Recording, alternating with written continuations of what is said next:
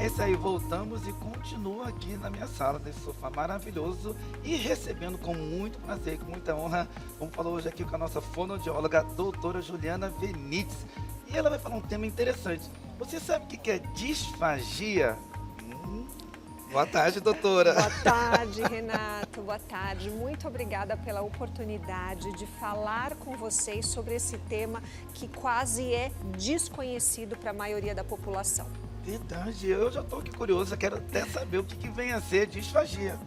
Disfagia, Renato, é um problema que a gente tem para engolir os alimentos. Então, o que acontece?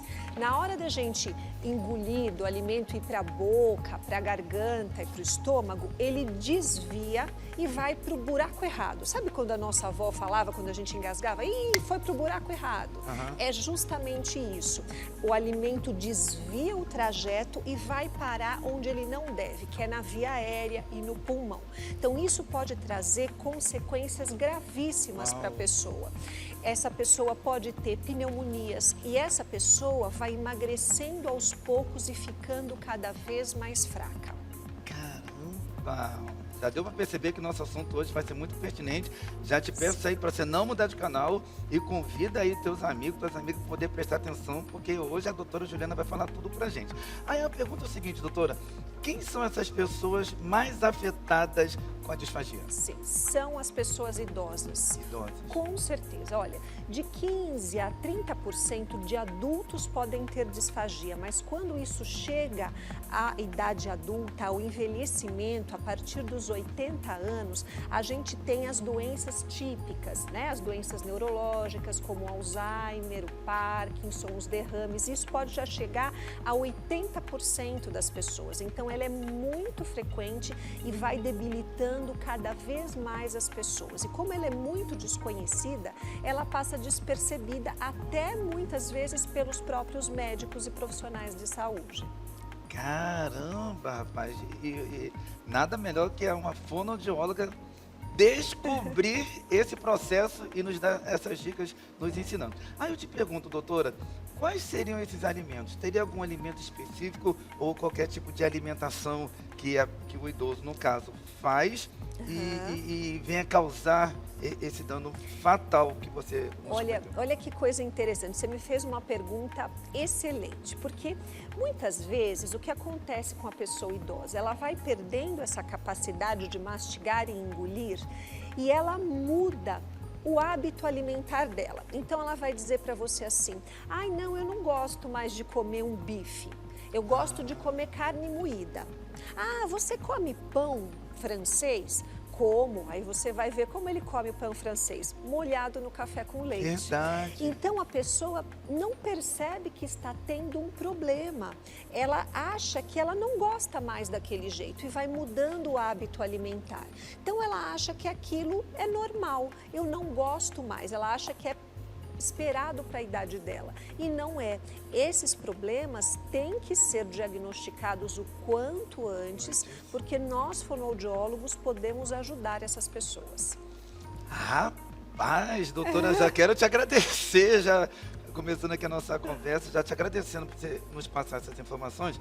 Aí eu te pergunto, algo que me vem em mente agora que pode perguntar. Você falou sobre o bife e sobre o pão francês. Isso. Tá. E quando aquela idosa, o idoso, eles fazem uso do...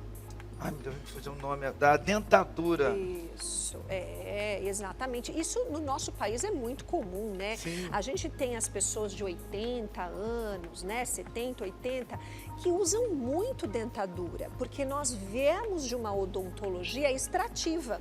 Então não se tratava dente antigamente, se tiravam os dentes, né? Então as pessoas realmente usam e isso dificulta a mastigação. E aí você vai ver essa população, eles usam a mesma dentadura assim há 30 anos, 40 anos, lógico, isso vai desgastando e a pessoa perde a capacidade de mastigar. Então, às vezes, essa dificuldade de engolir com esses alimentos mais secos que eu falei para você, né, mais difíceis, vem de uma dificuldade mastigatória. Muitas vezes, o próprio dentista da pessoa já pode começar a ajudar. Caramba. Tá? Então, realmente acontece isso. Eu vi hoje que vocês estavam fazendo ou vão fazer uma cocadinha. Vai fazer uma cocadinha mais tarde. Olha, isso é um problema para a pessoa. Sério, É doutora? um problema para a pessoa mais idosa, porque assim, o alimento seco, coco, por exemplo, coisas como castanhas, amendoins, eles fazem aqueles pedacinhos e param na garganta. E a pessoa tosse, engasga com esses pedacinhos. Então, o sinal mais frequente da disfagia, Renato, é a tosse ou engasgo durante ou após as refeições. Então, se você estiver almoçando ou se você conviver com uma pessoa idosa e você perceber que ela engasga muito, isso é um sinal Uma disfagia. realmente de disfagia. Você tem que procurar falar isso para o seu médico, que pode ser desde o seu posto de saúde, né? Relata essa dificuldade, que lá dentro do posto de saúde ele vai te encaminhar para um fonoaudiólogo especialista. Vamos lá, que eu tô com milhões de perguntas. Não vou olhar nem a ficha, eu tô com minhas perguntas. Você tá falando, minha mente está aqui trabalhando. Bom, beleza. Você falou a respeito da dentadura, que eu fiz a pergunta, você respondeu. Tá, e a partir do momento que essa pessoa que usa a dentadura, ela come muita farofa. Por exemplo, a gente estava ali comendo a torta parecia até uma empada. Isso. A empada também, que tem ela em si, quando ela é dissolvida na nossa boca, fica aquela dificuldade de até mesmo Isso. falar. Tanto a empada quanto um prato que a gente está se alimentando, arroz, feijão e farofa pura, e também o peixe. Esses três alimentos possam causar problemas sérios também, crônicos, na vida do idoso? Com certeza. A gente muitas vezes faz parte do trabalho do fonoaudiólogo adaptar a dieta para que o idoso coma melhor. Sim. Então, não é que ele vai deixar de comer essa Comer. comida, mas a gente vai ter que colocar um pouco mais de caldo, às vezes ficar vai precisar molhadinho. um pouco mais, exatamente, amassar. Porque sabe uma informação importante para te falar e para falar para o seu público? É que no envelhecimento ocorre uma modificação na nossa saliva.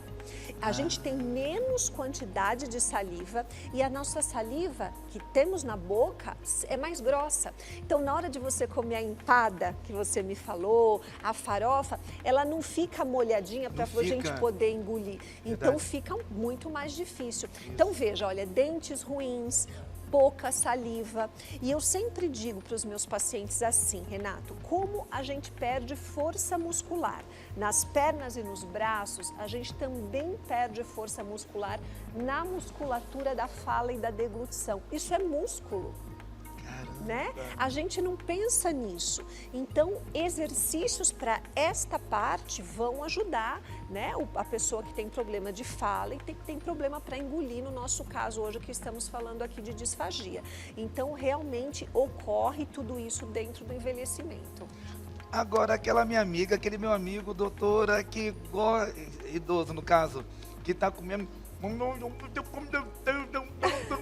tá com a dentadura, nada contra, pelo amor de Deus, né? Mas só que ela tá mastigando aquela empada, ou então tá com farofa na boca e bastante, ou então o peixe, e tá falando ao mesmo tempo. Nossa, doutora. Ai, que nervoso que me dá. Tá nervoso.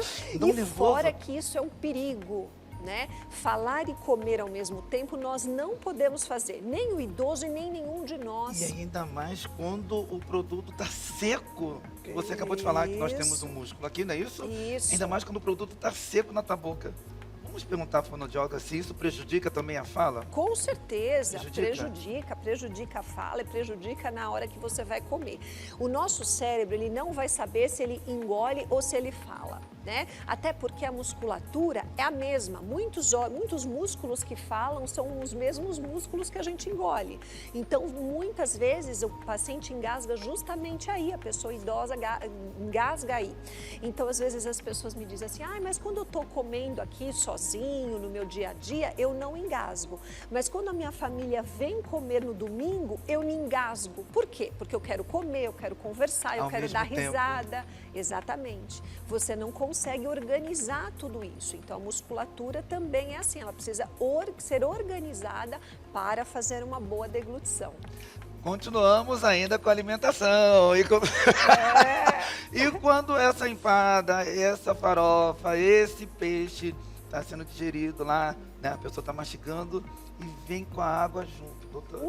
Esse é um grande problema. Não, eu tô falando água entre aspas. Muitas das vezes não é nem água, é o refrigerante, é o suco, ou até mesmo para quem, né, porque o nosso programa não é um programa evangélico, para quem ingere bebida alcoólica. E aí? Os três. E falando ao mesmo tempo. Ai, sai. Isso aí, exatamente. Não, não podemos. Não tá? pode. Não, não podemos. A gente sempre fala que a gente tem que olhar primeiro para a comida, para a pessoa que tem uma dificuldade, Sim. Renato, vamos olhar para esse prato e ver o que tem ali de fácil ou de difícil. Como eu disse, nós não devemos, a princípio, falar para a pessoa não comer, mas facilitar. Então, vamos colocar um caldo, vamos colocar menos quantidade na boca, porque às vezes a pessoa põe aquele montão, aquela colherada, aí não consegue. Isso. Mas a bochecha lotada de comida. E colocar a comida e a bebida junto, aí há mais chance ainda de desorganizar. Então, não podemos. Vamos devagar. Mastiga aquele que tem na boca, engole, depois toma um pouco de líquido, seja o que você estiver bebendo, mas é importante a gente ter calma na hora de comer. Controlar os volumes que você está comendo de colherada faz parte dos cuidados da pessoa que tem disfagia. Às vezes a gente usa até uma colher especial para não passar daquele limite. Você fala, olha, é só com essa colher que você vai poder comer. Isso quando a pessoa está com um problema mais sério mesmo, sim, né? Sim. Mas assim, a gente vai controlando o volume para que ela consiga engolir adequadamente. Entendi. E, doutora Juliana, só para a gente recapitular o que foi conversado, falado no começo da entrevista. A disfagia, ela começa mais com as pessoas da terceira idade, não é isso? Isso, Primeiro ponto, isso. pessoas Mas da terceira idade. exatamente. Isso, a disfagia, ela não possa acontecer nunca com uma criança, adolescente ou adulto? Ou tem alguns casos? Existem alguns casos, sim, Renato. Sim, por exemplo, a gente tem crianças que nascem com problemas neurológicos que já nascem com disfagia. Caramba. Né? Que elas não têm a capacidade de sugar e engolir o leite, então ela tem que usar muitas vezes uma via alternativa de alimentação, uma sondinha que é colocada aqui no estômago. Então a disfagia pode acontecer nesses casos, por exemplo, pacientes que é até muito comum com câncer de cabeça e pescoço, câncer de boca, de língua, de garganta. Caramba. Então pessoas até jovens, né, que têm câncer de cabeça e pescoço podem desenvolver a disfagia porque vai faltar um pedaço ali da musculatura, né? Porque o médico vai tirar o câncer e vai faltar um pedaço. Então pode ter sim disfagia. Ela é mais frequente nos idosos, por quê? Porque a gente tem, como eu falei para você, o envelhecimento total da musculatura, de todas as estruturas do corpo e também a presença das doenças típicas do envelhecimento, né? As doenças neurológicas, Alzheimer, Parkinson, derrame, essas coisas que acontecem muitas vezes no envelhecimento, então ela é mais frequente entre as pessoas idosas. Mas ótima pergunta, a disfagia não é exclusivo do idoso, não é exclusiva do idoso, ela pode acontecer. Ela é bem ampla. É bem ampla. Cabe o pai e a mãe sabendo que se precavendo na alimentação do seu filho para tudo, não é isso, doutora? Isso mesmo. E olhando, né, exatamente vendo se a criança consegue comer, né? Muitas vezes a gente tende a dar as coisas para as crianças muito molinhas, né? Aí a criança, a gente tem hoje em dia, não é o caso exatamente de disfagia, mas problemas alimentares nas crianças, porque a criança não tem a capacidade de mastigar. Né? Ela não tem a capacidade de mastigar, ela come tanto as coisas molinhas que ela, quando chega coisa dura, ela não quer. Então é importante a gente treinar as crianças desde cedo, porque essa formação da musculatura não acontece só lá no ventre da mãe, ela vai acontecendo durante toda a infância. Então é extremamente importante a gente olhar para o processo de alimentação em todas as idades. Então, resumo de tudo que nós conversamos, a disfasia é nada mais, nada menos que nós estamos aí bem, tomamos cuidado na nossa alimentação, porque muitos médicos da área da saúde, não queremos generalizar que sejam todos, têm deixado passar essa Exatamente. situação, e você se alimente bem. Vocês sabem que aqui no nosso programa é sempre melhor, sempre estamos trazendo médicos que vêm nos fornecer tanto saúde mental quanto emocional e na nossa alimentação. E a doutora Juliana vem aqui falar um pouquinho pra gente sobre a disfagia. Agora a pergunta que não quer calar, doutora, a disfagia tem ou não tem cura? Tem. A maioria das vezes a gente consegue uma cura para a disfagia, né? Quando as pessoas realmente têm problemas muito graves, já estão muito acamadas, a gente consegue melhorar essa deglutição. Então, veja, o que eu chamo de melhorar? Ah, então ela não pode comer mais nada? Não, ela vai comer, mas ela vai comer uma dieta que a gente vai adaptar. Então, às vezes é mais uma comida molinha, tudo purê, né? O líquido mais grosso, então a gente consegue adaptar. Então é muito importante que diante de um sinal você queixe isso para o médico, tá?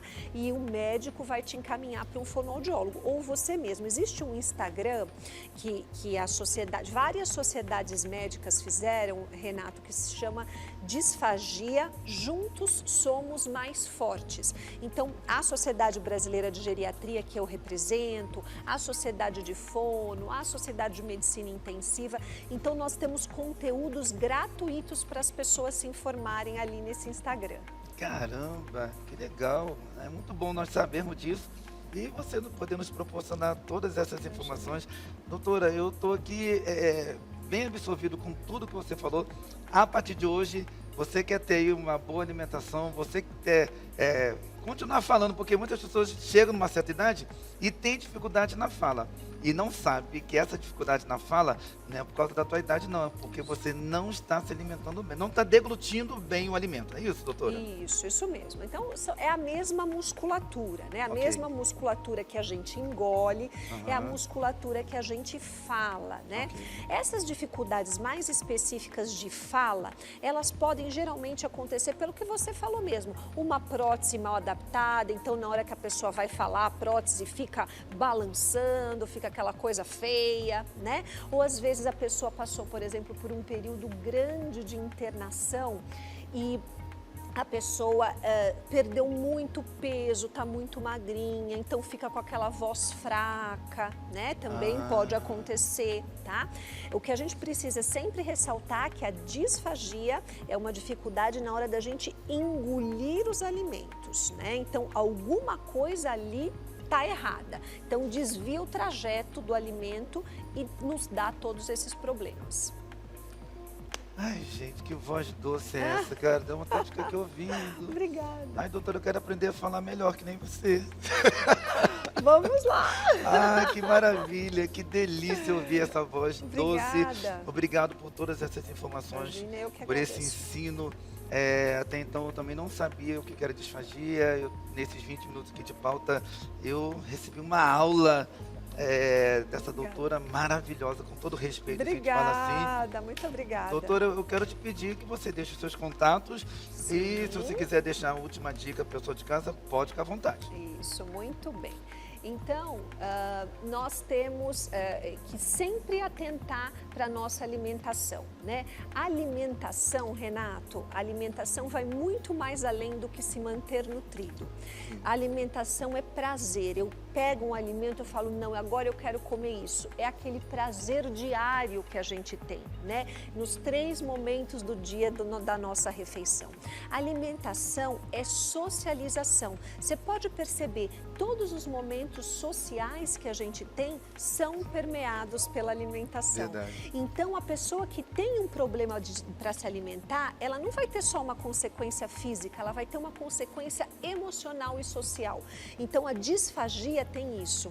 tá? Ela tem uma consequência emocional e uma consequência social também. Por isso, eu agradeço essa oportunidade. Nós que muito agradecemos. obrigada, né, da fonoaudiologia ter esse espaço para Legal. falar com todos vocês. Muito Nossa, obrigada nós que agradecemos, mesmo. doutora. Quer deixar os contatos? Pode ficar à vontade. Então, meu contato, meu Instagram, tá? Eu tenho o meu Instagram que é o @JulianaVenites, também tem da empresa, que é o @CEAFfono, e também do Disfagia, o Disfagia Juntos Somos Mais Fortes.